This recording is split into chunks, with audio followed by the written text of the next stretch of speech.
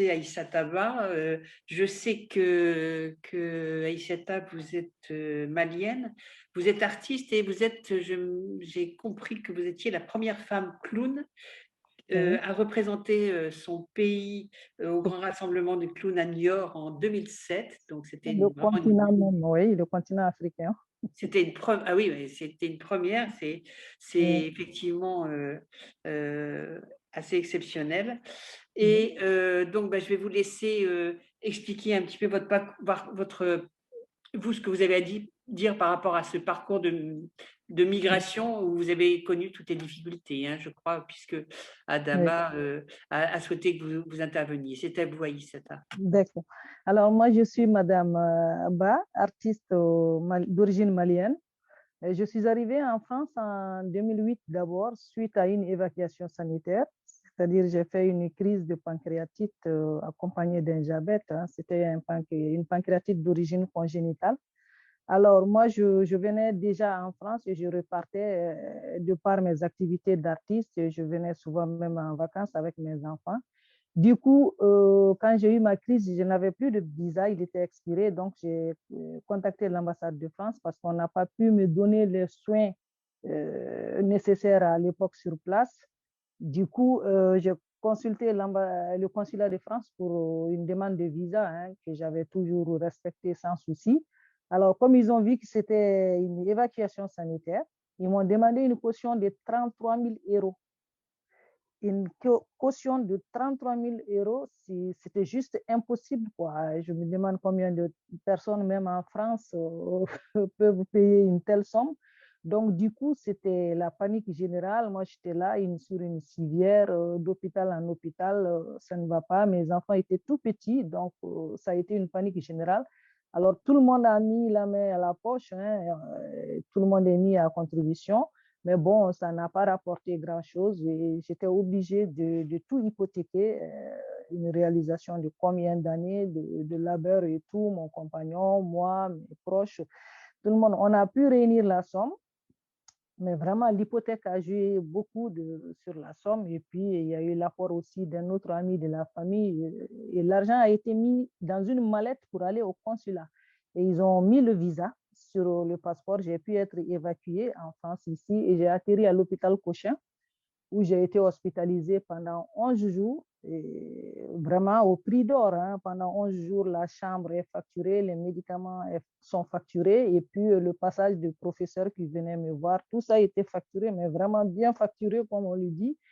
Et ensuite arrive au bout des 11 jours, au moment de ma convalescence, ben, il n'y a pas assez de lits à l'hôpital. Bon, il faut que je me débrouille pour aller faire ma convalescence où je peux, hein. Donc, je n'avais nulle part où aller. J'ai atterri dans un hôtel, seul, sans assistance. Et l'hôtel aussi était payant. Donc, je suis restée à l'hôtel juste avec mes médicaments et de la morphine. Chaque fois que j'ai de la douleur, je me mettais un comprimé de morphine sous la langue et tout le monde, ceux qui savent vous le diront, la douleur de la pancréatite, c'est quand même assez horrible, quoi. Donc, du coup, tout ça, ils sont quand même parvenus à me mettre d'appoint. Honnêtement, j'ai pu avoir des soins, j'ai été mise sur pied et je suis rentrée tout de suite chez moi. Alors, je suis rentrée chez moi et l'argent que j'ai donné en caution, je pensais tout de suite, comme je l'ai donné comme ça dans la mallette, qu'on allait me le retourner. Non, l'argent est venu à plus d'un mois après parce que ça devait suivre un circuit administratif. Et pour les personnes qui détiennent votre hypothèque, c'est vraiment l'aubaine, hein. C'est vraiment l'aubaine. Donc, du coup, c'était compliqué. Je suis repartie à zéro. Je me suis remise au boulot avec la famille, mon compagnon et tout. Et vraiment, j'ai continué mes activités, mais avec toujours l'épée Damoclès sur la tête. On se dit à chaque fois, si jamais il m'arrive une crise, ce n'est pas possible. Et j'entends très souvent, oui, mais cette maladie se soigne chez vous maintenant, le diabète se soigne. Ce que les gens ne comprennent pas, c'est que moi, j'avais les produits qu'on vend chez nous, en grande partie sont contrefaits. L'insuline que vous vous procurez là-bas, la chaîne de froid n'est pas respectée. Et ensuite, si vous achetez l'insuline, vous l'amenez même chez vous, vous avez des coupures d'électricité intempestives, hein, et vous les perdez. Et le type d'insuline que je fais ici, impossible de me le procurer chez moi. c'est pas possible.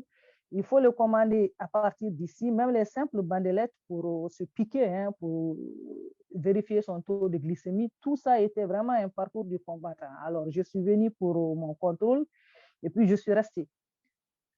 Là, je suis restée, mais c'est ce que je me dis. Je me suis dit, bon, je sors d'un milieu où déjà être femme est considéré comme une fatalité. Hein. C'est une société patriarcale, on l'a dit. Vous êtes au service des hommes de la famille, hein, du plus grand au plus petit. Vous êtes juste une femme, quoi. Donc, vous arrivez dans un pays des droits de l'homme, la France, vous êtes content, vous dites, bon, OK, enfin, je pourrais être moi-même avec tout le risque que mon travail comporte aujourd'hui, hein, avec l'avancée des islamistes. On ne dit même pas l'avancée, c'est l'occupation particulièrement du Mali, hein, par les islamistes aujourd'hui. Vous vous dites, bon, je suis en France, enfin, je peux souffler, sauf que la précarité qui vous attend ici est pire que celle que vous craignez chez vous. Vous avez dans votre valise que des handicaps. Vous êtes femme, vous êtes migrante, vous êtes sans papier, vous êtes noire. Donc ça, c'est la totale.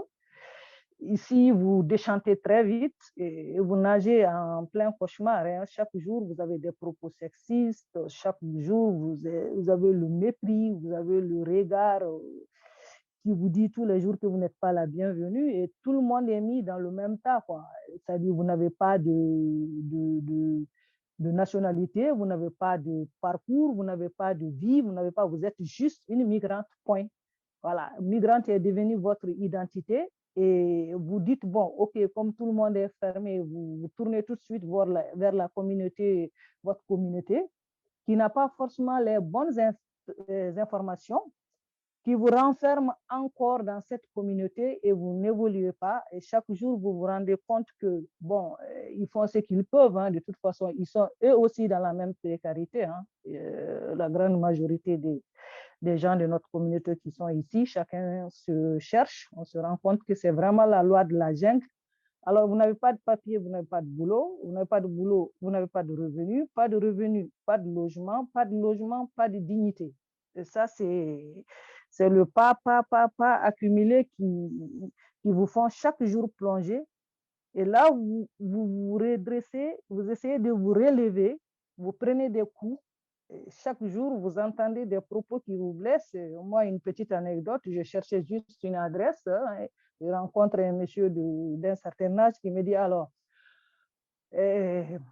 ça cherche la sécu. Je dis, mais monsieur, pourquoi vous me demandez si je cherche la sécu? Oui, je sais, parce que vous allez encore choper dans la sécu. Vous allez creuser le trou de la sécu. Bon, la bonne petite africaine que je suis, qui a reçu une éducation vis-à-vis des personnes âgées, j'ai juste souri, j'ai dit, mais monsieur, non, c'est pas ça, je ne cherche pas la sécurité sociale, j'ai juste rendez-vous avec des amis. Et puis, j'ai continué. Et ça, c'est juste une petite anecdote. Hein. Il faut avoir vraiment les nerfs solides pour ne pas craquer tous les jours. Et vous voyez, les portes se ferment parce que vous venez avec de l'espoir. Vous venez avec du potentiel. Vous venez, vous dites, j'ai envie de travailler, j'ai envie de me battre, j'ai envie de sortir de cette situation. Je ne veux pas rester précaire parce que je suis une femme, mais ce n'est pas une fatalité. Je suis forte, j'ai envie de faire des choses. Mais le système vous pousse chaque jour vers la précarité et c'est le système qui va au plus profond de vous chercher votre dignité que vous avez soigneusement cachée, la sortir. Et quand une personne est atteinte dans sa dignité, alors là, vous vous réveillez le matin, vous avez le mépris de vous-même. Et quand quelqu'un a le mépris de soi, je peux vous dire qu'il n'en sort rien de bon.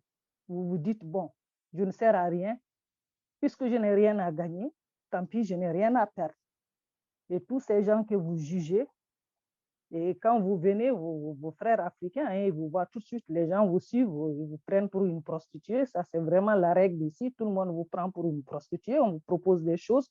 Au début, vous êtes choqués, mais au fur et à mesure que vous êtes ici, vous voyez que c'est la réalité de la rue et c'est cette réalité-là qui s'offre à beaucoup de personnes.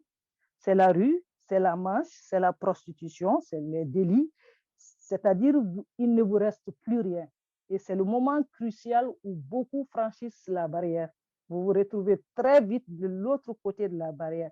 Et je peux vous dire que si, à ce moment précis, vous n'avez pas une oreille à l'écoute, vous n'avez pas une main tendue, vous n'avez pas une épaule sur laquelle pleurer, alors vous plongez et pour ne plus jamais vous relever. Et c'est ce qui est arrivé à beaucoup de personnes. Moi, je prends chaque jour sur moi. Je suis juste une personne, une femme fière, une femme qui a du potentiel, une femme qui a envie de travailler, une femme qui a envie de se battre pour exister. Mais chaque jour, on vous ramène à votre condition de migrant. Et c'est là où je remercie quand même beaucoup les associations qui se battent. Et le jour où j'ai rencontré Adama, quand on a parlé, j'ai pleuré toutes les larmes de mon corps. Et je me suis rencontré que chaque femme migrante que j'ai rencontrée ici, avec laquelle j'ai discuté, elle parle toujours de pleurer. Pleurer. Le mot pleurer revient chaque fois, chaque fois. Je dis, mais pourquoi chaque fois on me parle que de pleurer? Vous pleurez parce qu'il ne vous reste plus que ça. Vous êtes forte, mais vous avez tout pour vous ramener plus bas que terre, pour vous rabaisser. Et moi, j'ai juste envie de dire aux femmes, à toutes ces femmes, et d'ailleurs, avec l'arrivée de la COVID, la précarité est encore pire avec l'arrivée de la COVID. Même les personnes qui vous tendaient la main, qui vous donnaient des petits trucs pour que vous puissiez vraiment survivre, hein, parce qu'il s'agit de survivre. Et on sait qu'une femme a besoin d'hygiène, une femme a besoin plus de toilettes. Là où il faut 5 euros pour un homme, il faut peut-être 10 euros pour une femme. Et vous voulez coûte que coûte garder votre dignité, mais il arrive un moment où vous vous réveillez le matin, vous vous dites, bon, les autres l'ont fait, pourquoi pas moi?